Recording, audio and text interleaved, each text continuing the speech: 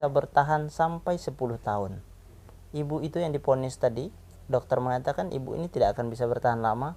Rupanya ibu pemateri ini bisa bertahan 10 tahun lamanya.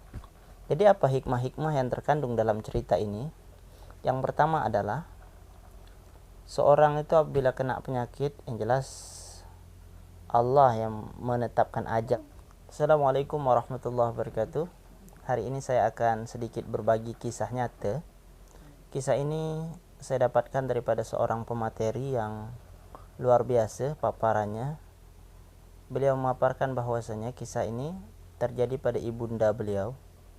Ketika itu ibunda beliau terkena penyakit, kemudian dari rumah sakit tersebut dokter menyarankan bahwasanya orang tua daripada pemateri ini untuk dibawa balik ke kampung saja, karena seolah-olah dokter sudah tidak dapat menangani lagi, dan akhirnya ibu bawa ke kampung saja orang tuanya. Dan akhirnya si pemateri ini membawa ibu tersebut di kampung, karena dokter menganggap bahwasanya ibu ini tidak akan lama lagi bertahan hidup. Dan akhirnya si pemateri membawalah ibu tersebut di kampung. Pemateri ini bukan orang biasa, tapi orang yang bergelar juga, orang yang punya harta dan punya saudara-saudara yang punya pangkat juga. Jadi pemateri ini punya adik-beradik yang hebat-hebat, pemegang perusahaan, direktur perusahaan dan sebagainya. Dan akhirnya ibu pemateri ini dibawa ke kampung halaman, dan akhirnya pemateri tersebut menelpon saudara-saudara yang lain yang kerja di perusahaan dan sebagainya. Bang, emak kita sakit bang, minggu depan kita balik kampung bang ya.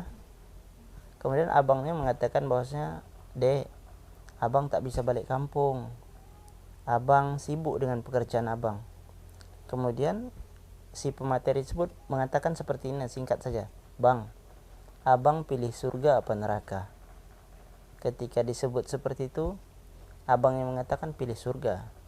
Dan akhirnya abangnya yang punya perusahaan tadi langsung pulang ke kampung halaman. Ada berapa saudara si pemateri tersebut, dan akhirnya mereka pulang ke kampung halaman. Dan akhirnya di kampung halaman mereka berbicara dengan ibu mereka, berbual-bual santai dengan ibu mereka. Ibu mereka diponis dokter sudah tidak bisa bertahan lama. Dan akhirnya mereka berkumpul dengan saudara-saudara kandung mereka, lupa berapa orang, ini kisah nyata.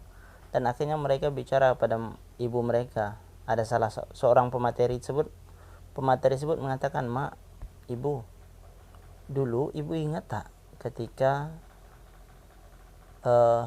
yang pecahin gelas ketika kami masih kecil-kecil, itu bukan abang yang pecahkan, tapi kami yang pecahkan, kata materi tersebut.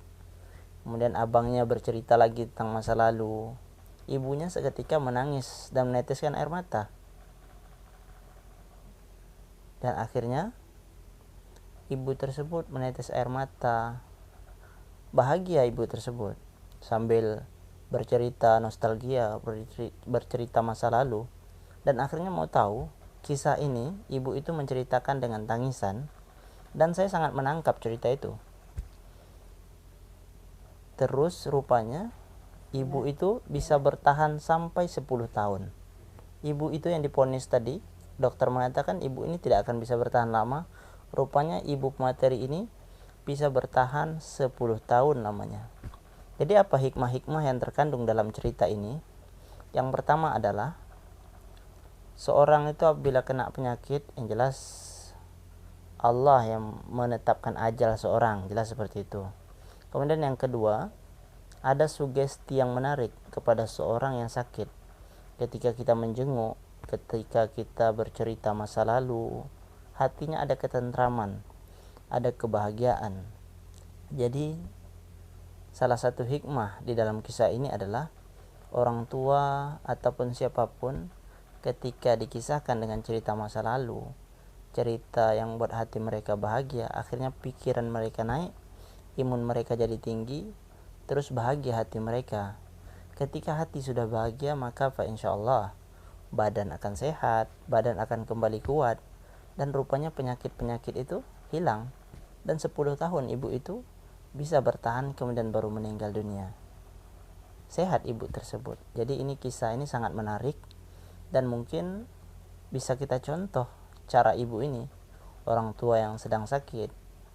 Karena telinga ini berfungsi ketika seorang sedang koma ataupun apapun, telinga ini berfungsi, kemudian kadang-kadang meneteskan air mata dengan sendirinya. Ini kisah nyata yang saya dapatkan dari pemateri itu. Mudah-mudahan kisah nyata ini bermanfaat bagi kita semua, jadi pelajaran, jadi hikmah tersendiri bagi kita semua. Mudah-mudahan manfaat. Saya tutup. Assalamualaikum warahmatullahi wabarakatuh.